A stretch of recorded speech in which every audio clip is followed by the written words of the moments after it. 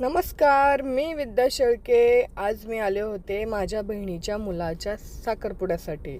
इतका मोठा मंडप होता साखरपुड्यासाठी. इतकी छान तयारी झालेली होती, स्टेज वगैरे, पाहुणे रावळे इतके सगळे लोक होते.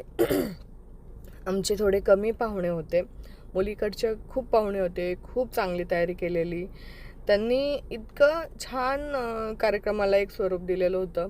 जेवण वगैरे सगळं खूपच एक साखरपुड्याला आलं असं वाटतच नव्हतं की आम्ही साखरपुड्यासाठी आलेलो होतो म्हणून. पण खूप छान केलेलं त्यांनी. आणि हे सगळं पाहून मग मुलीकडच्यांनी म्हणजेच आमच्याकडच्यांनी मग ठरवलेलं की आता साखरपुडा आपण पटपट पटपट उरकून घेऊया. आणि उरकला पण बऱ्यापैकी साखरपुडा. मुलीच्या मामांनी मुलाच्या मामांनी दोघांनी मिळून एक आमच्याकडे प्रथा असते 5 सुपारी फोडण्याची, ती दगडावर सुपारीही फोडली. त्यानंतर मुलीला आमच्याकडनं ज्या भेटवस्तू जातात, दागदागिने जातात, त्याही दिल्या गेल्या. त्यानंतर मुलगी चेंज करून आली. बऱ्याचशा गोष्टी अशा खूप मुलीच्या इकडच्यांनी मुलाला काही गिफ्ट दिले, मुलीकडच्यांनी मुलाला काही गिफ्ट दिले. खूप छान असा कार्यक्रम पार पाडल्यानंतर शिदा असतो. ह्या शिद्यामध्ये ओटीचं सामान सगळं, शिदा म्हणजे एक प्रकारचं थोडंसं डाळ असते, त्याच्यामध्ये तांदूळ असतात, खोबरं, नारळ, ओटीचं सामान, असे अनेक वस्तू असतात जे आपण मुलीला देतो. आधी दागदागिने घातले, नंतर शिंगारपेटी वगैरे दिलं, त्याच्यानंतर बऱ्याचशा गोष्टी दिल्या. आणि नंतर मग त्यांनी पण मुलाला बऱ्यापैकी कपडे वगैरे म्हणजे खूप साऱ्या गोष्टी भेटवस्तू म्हणून देतात. मुलाकडं भेटवस्तू म्हणून दिल्यानंतर त्यानंतर मग परत दोघांनाही बोलवतात.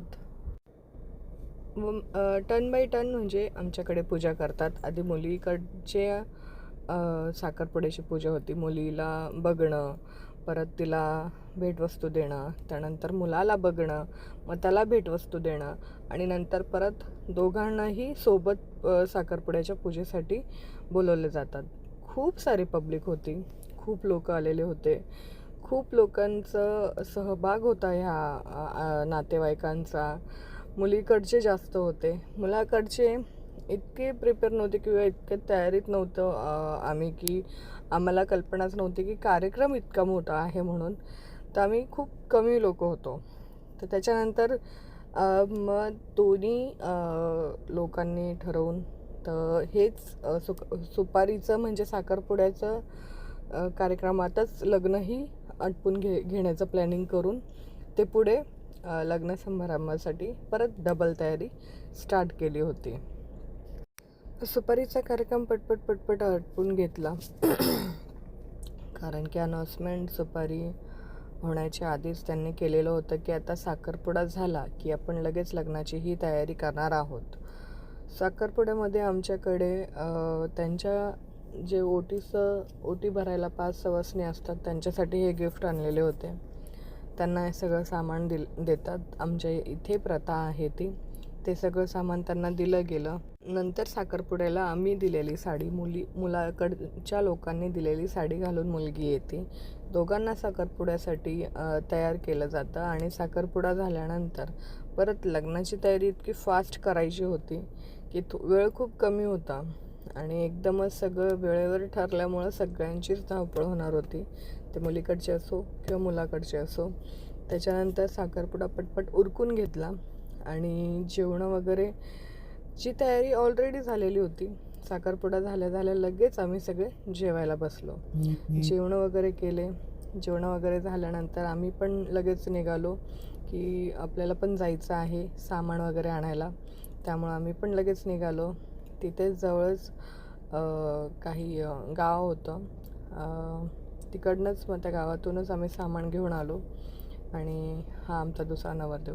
मंगळसूत्रसुद्धा गाठून आणलं. त्यानंतर निघालो आम्ही परत तिथं कार्यक्रमाच्या दिशेला. हे इथे इतकं छान तयारी पण झालेली होती. हळद वगैरे लावून घेतलेली.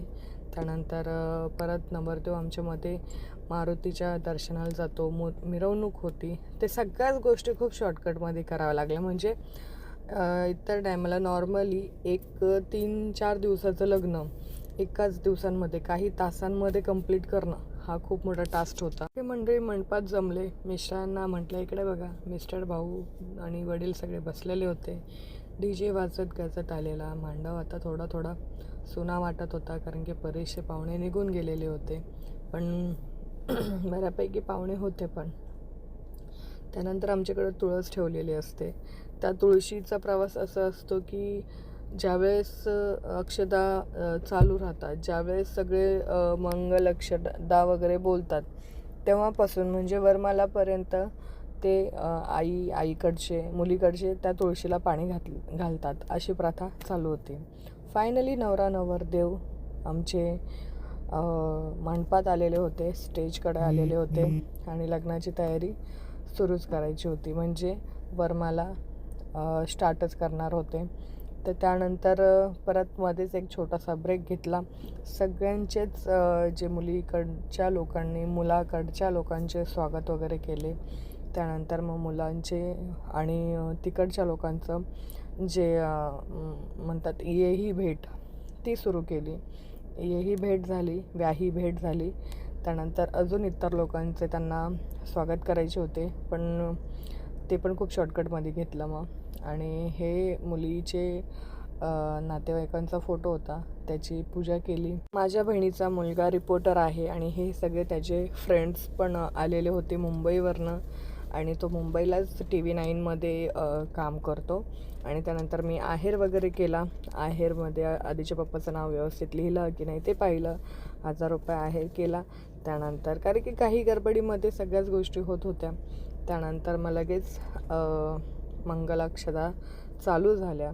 त्यानंतर वरमाला वगैरे सगळं स्टार्ट लवकर लवकर होत गेलं. आमच्या इकडे ही पण प्रथा आहे बघा, जे मामा असतात किंवा अंतरपाठ धरणारी लोक असतात, त्यांच्या पाठीवर हळदी कुंकाचे असे ठसे उमटले जातात. आणि फोटोग्राफर पण खूप पटपट फोटो घेत होते. त्यांचेही वेळेवरच खूप फजिती झाली. खूप छान लग्न झालं, खूप छान, खूप कमी वेळात खूप छान लग्न साजरे केलं मुलाकडच्यांनी मुलीकडच्यांनी.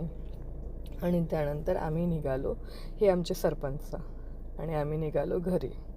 श्याम होता, शंकर होता, आई वडील तर माझ्यासोबतच होते, भाऊ वडील मी आणि माझे मिस्टर. त्यानंतर आम्ही गावात आलो. गावात आल्याच्या नंतर खूप छान मूर्ती होती महाराजांची. मूर्तीचं दर्शन घेतलं. फायनली खामगावला बाय बाय केला. व्हिडिओ आवडला असेल तर नक्की शेअर